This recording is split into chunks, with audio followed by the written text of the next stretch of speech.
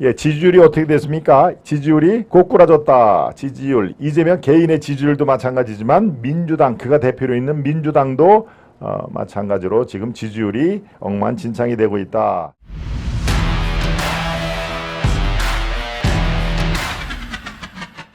예, 이슈2가 바로 또 죽창가 꺼낸 이재명의 1년, 예, 이재명의 1년 뭡니까? 예, 이재명이 대표를 지금 맡은 게 1년이 됐다는 얘기입니다. 네.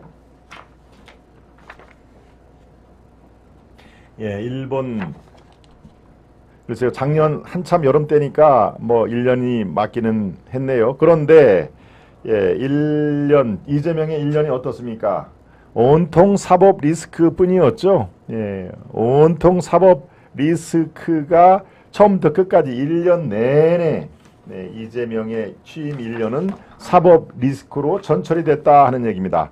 처음에는 어떻습니까? 여야뿐만이 아니라 건설적인 대안을 내놓는 대안정당을 외치면서 이재명이 취임을 했는데 네, 남은 건 어떻습니까? 사법 리스크 외에는 도대체 뭐가 알갱이가 없다 하는 내용입니다.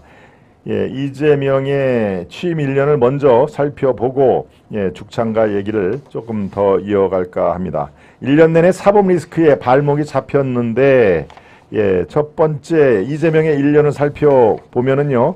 지지율이 어떻게 됐습니까? 지지율이 고꾸라졌다. 지지율 이재명 이재명 개인의 지지율도 마찬가지지만 민주당, 그가 대표로 있는 민주당도 마찬가지로 지금 지지율이 엉망진창이 되고 있다. 예, 지난해 8월 28일 치러진 전당대회에서 이재명의 득표율이 바로 77.77입니다. 7이 4개가 들었죠. 77.77. 예, 아주 우연의 일치로 행운의 럭키 세븐이 4개가 들어갔습니다. 77.77로 당선된 이재명. 이재명은 뭐라고 그랬습니까? 수락 연설에서 재집권을 위한 토대 구축에 실패하면 내 시대적 소명도 끝난다는 사즉생의 정신으로 임하겠다.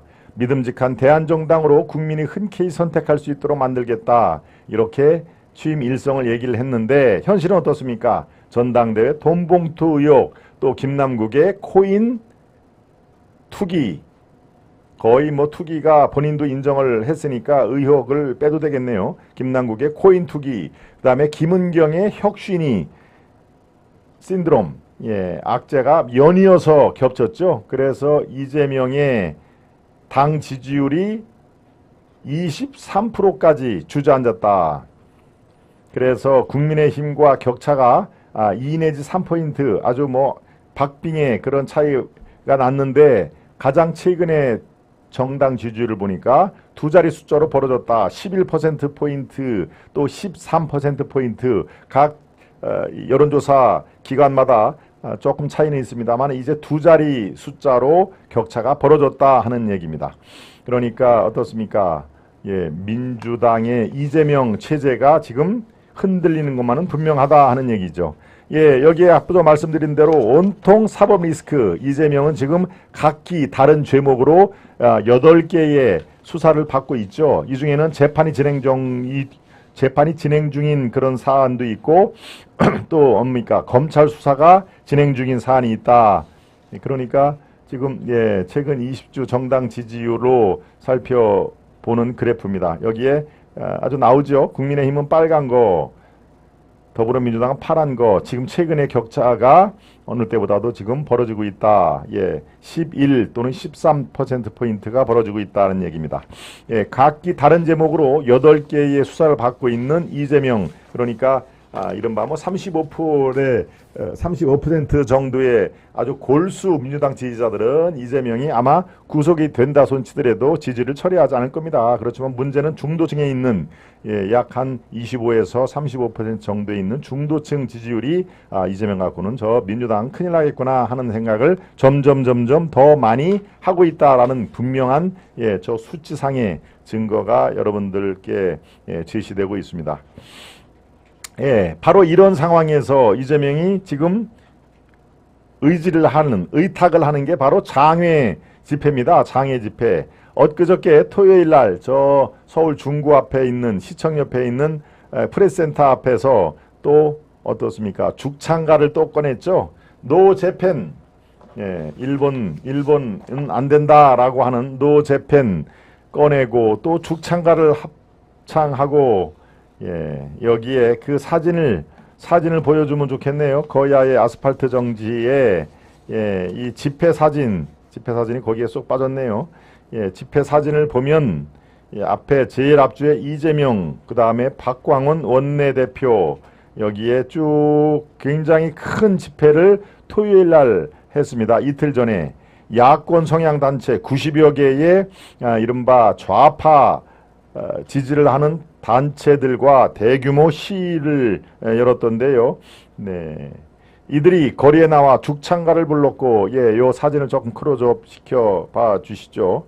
이재명을 비롯한 정의당, 기본소득당, 진보당 등 야4당 의원들과 일본 방사성 오염수 해양투기 저지 공동행동 참가자들이 토요일 오후 중구 태평로 일대에서 열린 후쿠시마 오염수 범국민대회, 규탄 범국민대회에서 방류 중단을 촉구하며 윤석열 정부를 규탄하고 있다. 제일 앞줄에 있죠? 이재명.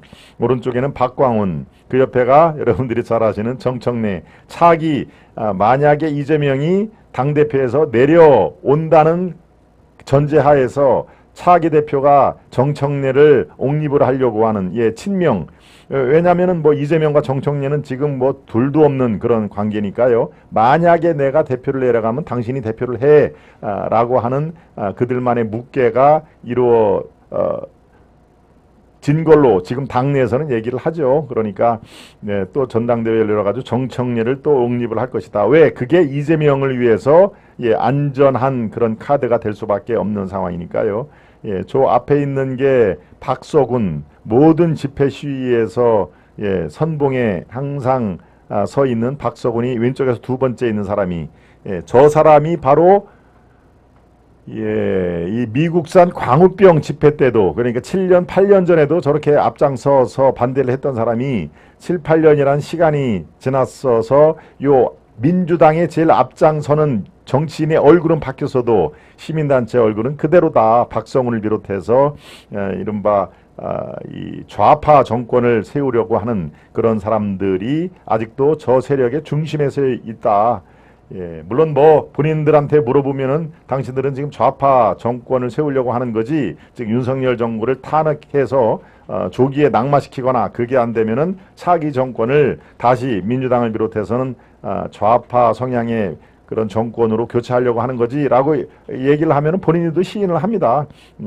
대한민국에는 반드시 이 보수 정권이 집권을 하면 안 된다. 그게 대한민국을 깎아먹는, 경쟁력을 깎아먹는 것이다 라고 늘 저 사람들은 주장을 하는 것이니까요. 그렇습니다. 정치인들의 얼굴은 바뀌었어도 저 시민단체 이른바 좌파 집회를 여는 시민단체의 얼굴은 7, 8년 전과 지금이 그대로 바뀌지 않고 주동하는 사람들은 똑같이 건재하다라는 것을 말씀을 드리고요. 이 야4당, 민주당, 정의당, 기본소득당, 진보당 등 이 집회를 열었는데요. 약 한 10,000명 정도가 모였다고 그럽니다. 그러니까 꽤 집회가 큰 것이죠. 이날 집회를 주최한 공동행동엔 민노총, 또 민주사회를 위한 변호사 모임, 민변입니다. 민변, 한국진보연대, 환경운동연합 등 90여 개 시민단체가 참여했다. 이들 중엔 2008년 미국산 소고기 수입 반대 집회와 주한미군 사드 배치 반대 시위한 단체가 상당수 포함되어 있다. 즉, 그 단체가 그 단체라는 얘기입니다. 운동권 노래인 죽창가 합창 공연으로 이날 집회가 시작됐는데, 이제 여기에서 죽창가가 나오죠. 2019년 일본의 수출 규제 당시 조국 전 장관이 페이스북에 홍보하면서 반일 노래로 자리 잡았다. 바로 이 대규모 집회 죽창가 합창 공연으로 시작이 됐으니까요. 본격적으로 죽창가의 카드를 꺼낸 것이죠. 이재명이 이제 연단에 나가서 이런 얘기를 합니다. 어제 그저께 토요일날 집회 얘기를 하는 겁니다. 핵 오염수 방류는 태평양 연안 국가에 대한 전쟁을 선포하는 것이다. 일본이 총과 칼로 전 세계 인류를 침범하고 살육했던 태평양 전쟁을 다시 한번 환경 범죄로 일으키려 한다. 일본의 방류를 거의 태평양 전쟁을 다시 한번 일으키는 걸로 글쎄요. 저들의 역사 인식은 요만큼 알면은 이만큼 과장성대 과대 표장하는 거에 뭐 아주 익숙하게 얘기를 합니다. 일본이 이웃나라 눈치를 보며 방류를 망설일 때 이런 폐악질을 가장 합리화하고 지지한 사람이 바로 윤석열이다. 윤석열은 자신이 일본의 심부름꾼이 아니라 대한민국 국민의 대리임을 명심하라 라고 얘기를 했고요. 바로 이 집회에서 윤석열 탄핵이라는 구호가 수십 차례 등장을 했다. 그러니까 바로 그런 얘기입니다. 이 집회의 목적은 실제로 국민의 건강이 아닙니다. 국민의 건강이 아니라 윤석열 정권의 힘을 빼서 어떻게 하든지 조기 퇴진을 하게 만들거나 아니면 지리멸멸하게 해서 다음 정권에 그들이 정권을 되찾아가는 게 목적인 것을 분명히 한 것이죠. 왜 방류 얘기가 나올 때 윤석열 퇴진 얘기가 나오고 윤석열 탄핵 얘기가 왜 나옵니까? 민영배도 또 등장을 했군요. 민영배, 이른바 아주 위장탈당의 대가 민영배가 다시 광화문 아스팔트 정지를 더욱 가열차게라며 전면적인 장애투쟁을 시작을 했다. 참 그렇습니다. 또 죽창가를 민주당이 꺼냈는데 이 죽창가가 일반 우리 중산층 서민들의 마음을 움직일지 저는 뭐 절대 그렇게 되지 않으리라고 생각을 합니다. 네, 소리들님도 오셨군요. 김영윤님, 우동규님, 대부분 저 세력은 용공 세력이라고 보면 됩니다. 한마디로 친북, 친중 아닌가 생각이 듭니다. 김영훈님, 도희님, 경화스패너님, 민주당도 처리수가 무해하다는 건 알면서 이재명이 쉴드 치냐고 그런 거 다 압니다. 민주당도 아마 저게 큰 건강에 문제가 없다는 건 다 아는데도 저렇게 윤석열 탄핵으로 몰고 가기 위해서 집회를 하는 겁니다. 소리들님이 그런 취지의 말씀을 해주셨습니다. 태평양 전쟁은 너희들이 걱정하지 말고 9월부터 평생 무기징역 생활할 본인 걱정이나 하래. 정사철흥님. 이념 전쟁에서 이겨야 됩니다. 토미레스님이 중요한 말씀을 해주셨네요. 이념 전쟁에서 우리는 반드시 이겨야 한다. 지금 모두가 저들이 이념대 좌우의 극한 이념 대결로 몰아가고 있는 바로 선전선동입니다. 라고 얘기를 지금 하는 것이죠.